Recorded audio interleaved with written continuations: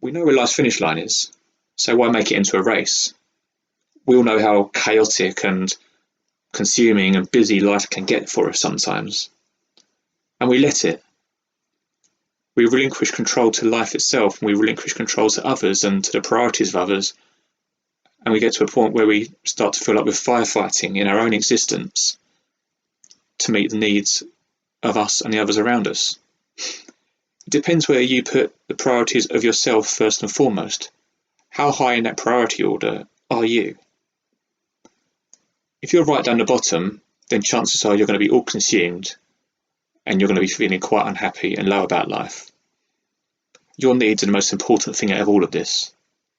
There is nothing more that you can possibly seek for in your own life than to satisfy your own needs first and foremost, whilst trying to do the balancing act of trying to respect others around you and understanding they have their own needs too. A lot of people who come into therapy don't understand why they're so unhappy and so unfulfilled in life, and a conclusion that some of them come to is that they're just trying to please others. They're following everyone else's path. They're doing what is expected of them by their parents, for instance. They're following a path that was set out for them by their parents. Or they're doing something that their partner wants them to do, or they're trying to live life a certain way where they realise that actually that's not what they want to be doing themselves. It's very common. What we need to understand is what being busy and what the merits are of that, so that we can strip that back and work out, well, where are we going with it all? So we're looking at these busy lives and this chaos. What does it represent for us? So to be in chaos means that we have no structure, that we've lost control. So a key to that is to find structure in some way, and that depends how you want to fill your time. There's 24 hours in a day, there's 168 hours in a week, and there's 1,440 minutes in a day. Do you give yourself 10 minutes a day where you're actually really appreciating the time that you have to yourself? Or are you always trying to please others, or are you getting wrapped up in doing something else for yourself which isn't serving you in any way? Social media addiction is well on the increase now, as is just general mobile phone addiction, technology addiction, work addiction. All these things sort of consume us to a point that we're not in control of those any longer. So working out a structure in your own life is very important, and by doing that you create a time structure. So Eric Berne is the founder of transactional analysis, which is an approach used in counselling, very, very effective for so many people. And he said that we're all structure hungry. If we're stuck in a situation where there's no time structure, humans will instinctively create their own time structure. And that's how our mind works. That's how much we actually need it. We have to have purpose and meaning. The purpose has to be something that we're working towards. We have to have some reason to be getting out of bed in the morning, to be achieving things. If we're not achieving things, we're not feeling like we're getting anywhere in life. And that's okay. Or sometimes an achievement can just be to take a day off and just to sit there in your pants watching Netflix. That's absolutely fine, because sometimes we're starved of time for ourselves. It's absolutely cool just to do nothing sometimes. But set that as a goal. Put it on your calendar. If you're always seeing people weekend after weekend, obviously you can't at the moment due to lockdown, but put in your calendar one weekend, go just for me or just for us.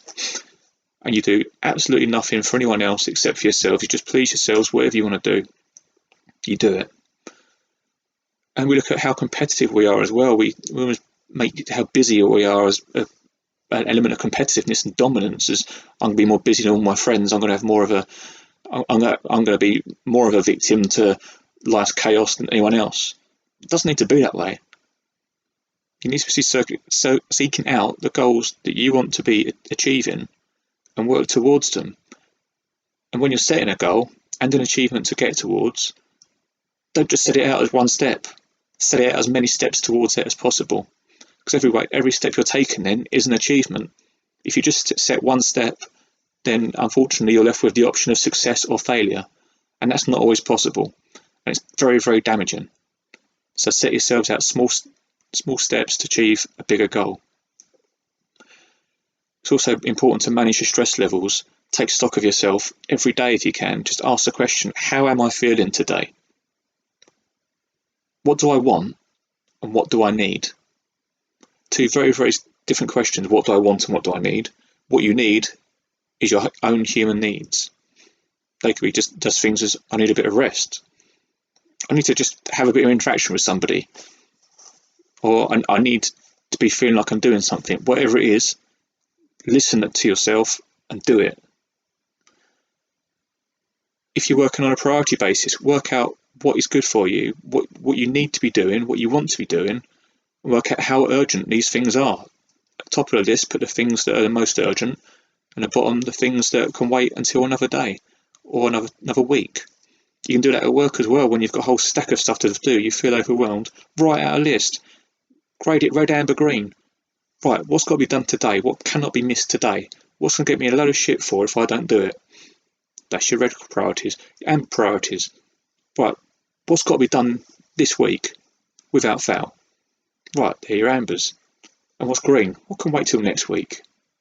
And I can guarantee you, within a big long list of stuff, there's going to be quite a few green priorities and all of that. Cut yourself off from work as well. Don't let work consume you. It's all very easy to do, and it's all very easy to get swept up in. As I say, it becomes an addiction. Turning your phone off and turning the TV off an hour before you go to bed at night and sitting there in your own thoughts to let your brain catch up with itself is one of the healthiest things you can do before you go to bed at night. Otherwise, if you're going to bed and still looking at your phone and still looking at your work emails, checking social media, checking the news, reading whatever you want to be reading from the world, you're letting the world in still. You need time to yourself to switch off and just be with you. So switch off whatever you're doing and let your thoughts process. Let them sink into your body and process them before you go to bed and switch that light off. Because when you do, your brain will be a lot more calmer than it would otherwise if your phone was still on and you're still doing whatever you were doing beforehand. Start your day the right way as well. Get up in the morning and make your bed, just like the US Navy Admiral William McRaven said. Make your bed in the morning, set that as an achievement, and then as soon as you get up in the morning, you're already achieving something. That's fantastic. You're working towards something, you've achieved it. Move on to the next goal. Keep going like that.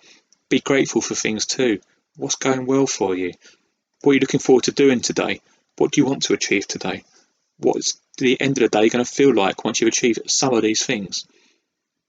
But most importantly, just be compassionate with yourself, and however you're structuring your time, make sure that in your daily schedule, you're putting a little bit in there just for you.